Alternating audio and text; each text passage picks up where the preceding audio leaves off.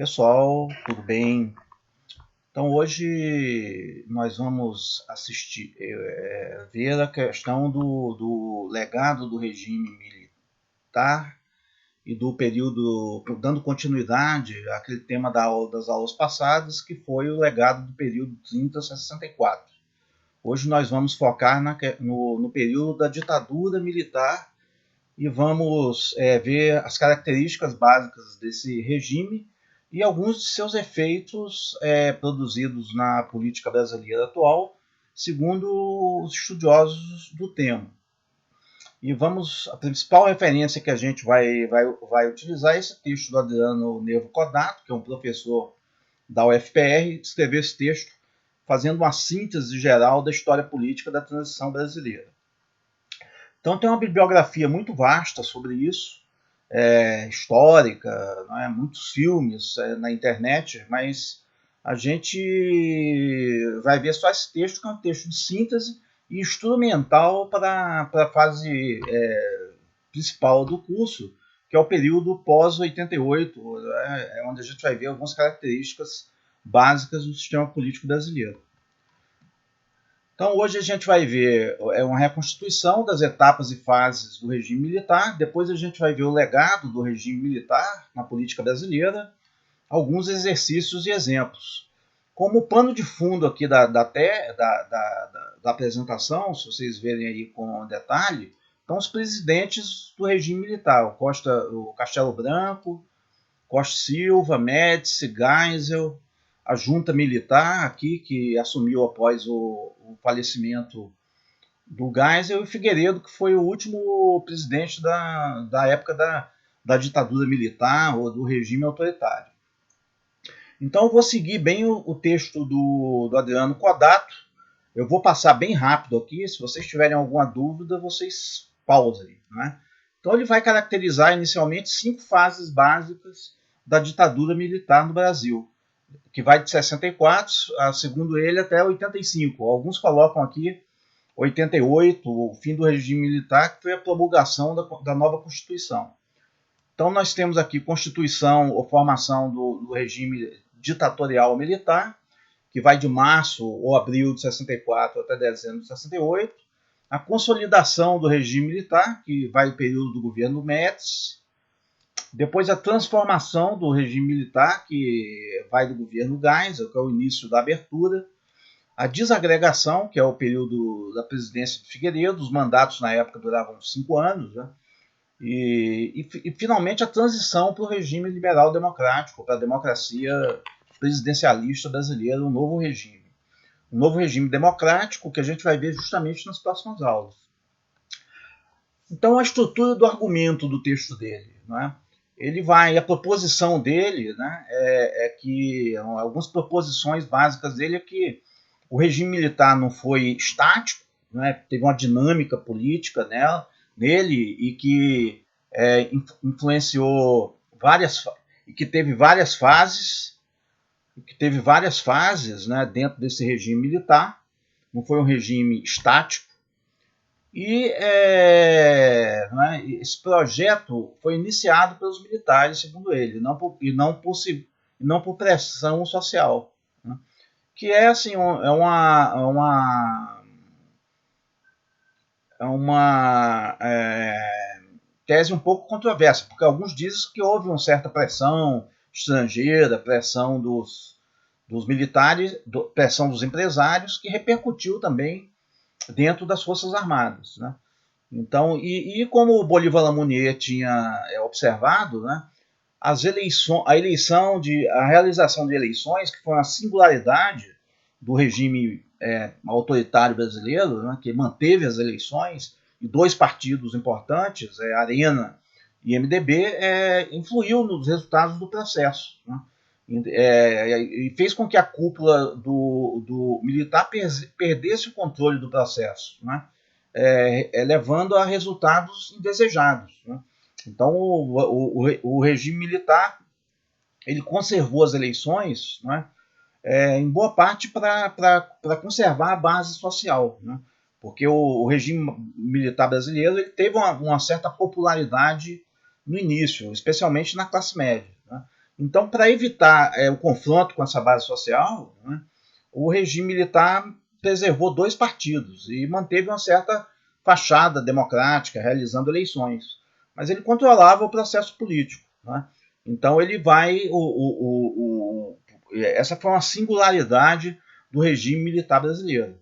Então, o objetivo do artigo dele vai ser refazer a história política nacional e indicar as variáveis que mais influíram na configuração política e institucional do Brasil atual. Ele vai fazer uma perspectiva assim, de reconstituição histórico-política do regime militar e depois assim, o ponto principal do texto dele, que ele vai desenvolver no final, não vai aprofundar muito, mas ele vai desenvolver, é aprender alguns dos seus legados. E que vai ser justamente a deixa para as próximas aulas que a gente vai ter ao longo do curso.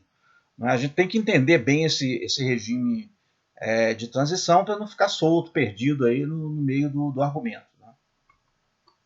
Então o modelo, ele vai apresentar um modelo de análise, que é um modelo assim, um pouco sofisticado, né? Ele vai assim, tentar articular dois elementos, os condicionantes políticos, ideológicos e unificar a narrativa dos aspectos militar, político e burocrático da dinâmica política da ditadura militar. Então ele vai articular vários elementos analíticos para entender o fenômeno. Então eu vou aqui passar rapidamente, eu não vou reconstituir, ele dá vários exemplos, né? Então ele vai demonstrar, fundamentar a primeira tese dele, que é que a ditadura militar não foi um período unívoco, ele teve várias fases, né? E dentro dessas fases teve várias etapas mais repressivas, mais flexíveis, né? E isso foi determinando uma certa dinâmica dos conflitos políticos, né? Da elaboração das políticas de governo. Tudo isso gerou uma dinâmica política dentro do regime militar. Que dizer que foi só um regime repressivo é muito pouco. Tem que entender também por que essa repressão passou por fases e etapas diferentes. Então a fase 1 é a constituição do regime militar, que aí você tem aqui o golpe de Estado, né? Depois teve algumas reformas políticas, teve o fechamento com o AI-5 e finalmente a luta armada. A luta armada e o AI-5 os dois foram fenômenos articulados, né? A luta armada foi em parte um protesto contra o fechamento, né, do regime militar em 68. Depois teve a fase 2, que foi a consolidação, foi o regime do apogeu da ditadura militar, onde teve um regime, onde você teve um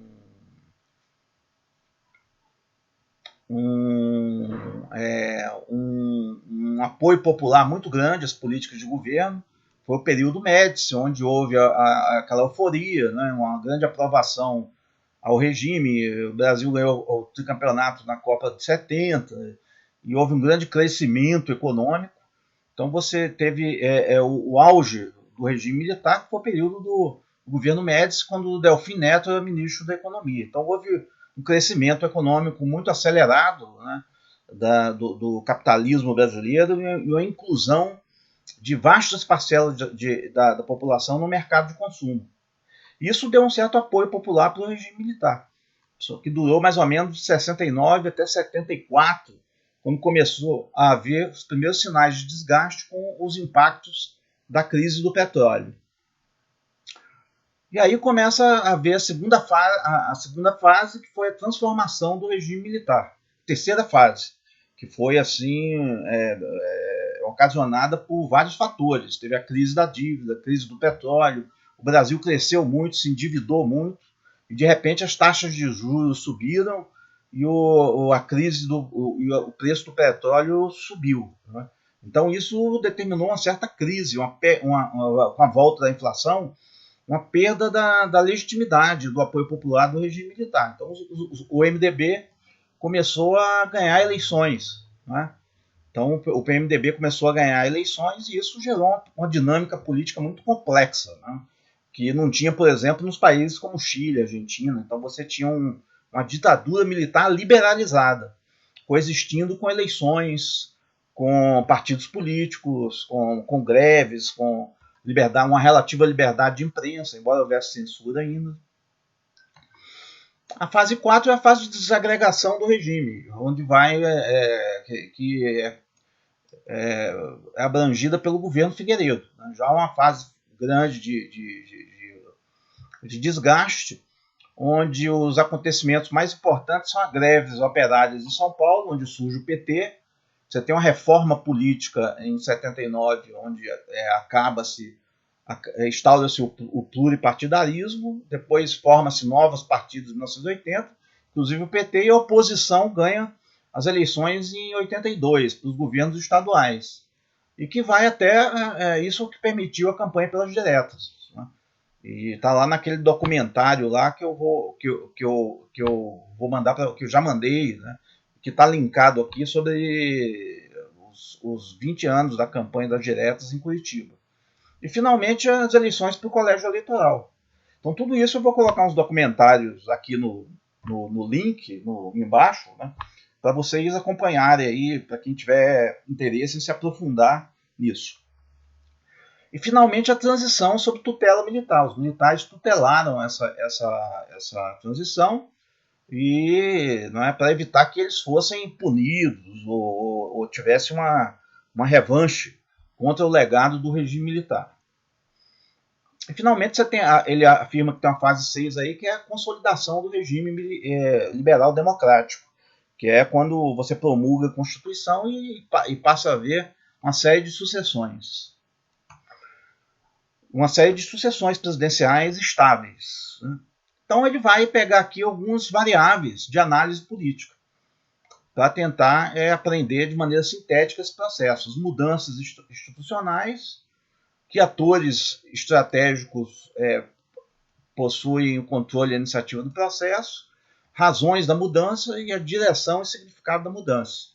Então são esses 4 elementos aí, né, que ele vai procurar aprender, utilizar no modelo dele de análise de dinâmica política para aprender essas oscilações do regime militar.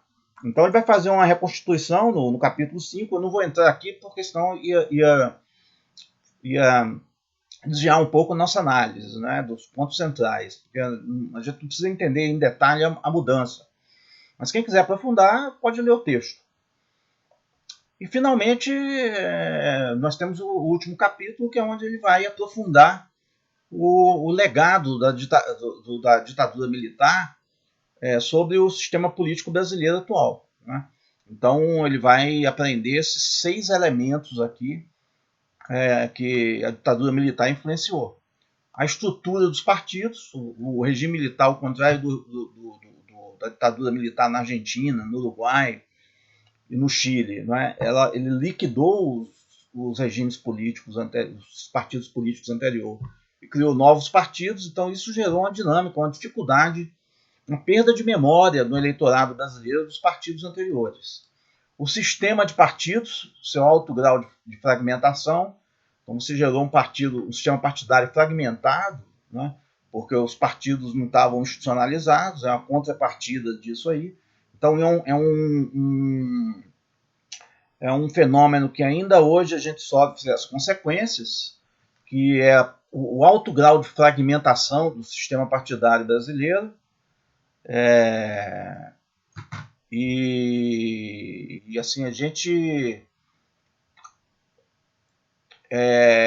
vai ver vários indicadores disso na segunda parte do curso. O sistema eleitoral, né, que é que também tem alguns problemas, que é a fórmula, o elemento proporcional com lista aberta. Então, o sistema que também tem alguns problemas, né, que a gente vai ver na próxima aula. O sistema de governo, que é um federalismo. Aqui é o contrário, aqui é o sistema de governo, é o presidencialismo. Também tem vários problemas, o presidencialismo muito centralizado, né, que vai ser justamente o tema da próxima aula. Um federalismo que, né, é mal desenhado, vamos dizer assim, que também vai ser tema das próximas aulas, e as relações intergovernamentais que também foram influenciadas por esse legado, porque gerou um legislativo muito centralizado, com poucas prerrogativas dos órgãos parlamentares na fiscalização de políticas públicas. Então ele vai aqui finalizar, né, aprendendo alguns elementos do sistema estatal, embora ele se concentre mais na cena política. Então você tem a permanência de certos centros de poder dotados de grande independência, como o Banco Central, o Ministério da Fazenda, que não tem controle social nem do parlamento. Então, exemplo mais flagrante disso foi o governo FHC e o Collor, né, onde você manteve o insulamento burocrático. O Lula melhorou um pouco isso, mas ainda assim o parlamento no Brasil tem pouco papel assim, no monitoramento de políticas públicas, principalmente na política econômica, né? E as reformas para o mercado do Fernando Henrique não foram acompanhadas de nenhuma reforma política e nenhuma reforma do Estado, né? Então você teve assim, uma modernização, você teve da economia brasileira, vamos dizer assim, né? Uma transferência de muitas empresas estatais para o setor privado, ou se não uma melhoria na administração delas, quando elas permaneceram na mão do Estado, mas você não houve uma reforma política que institucionalizasse os partidos, e nem uma reforma de Estado que modernizasse o Estado. Então, é justamente esse tema do Antônio Augusto Prates, aí do segundo texto, que a gente vai ver. E para finalizar a aula, eu sugiro para vocês essas tarefas, né? Quem quiser aprofundar essa questão da administração pública, busquem esses links aí que eu coloquei para vocês, que tem uma ampla diagnóstico da administração pública brasileira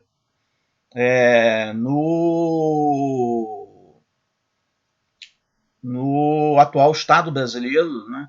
E são dados vários indicadores para a gente entender melhor o Estado brasileiro.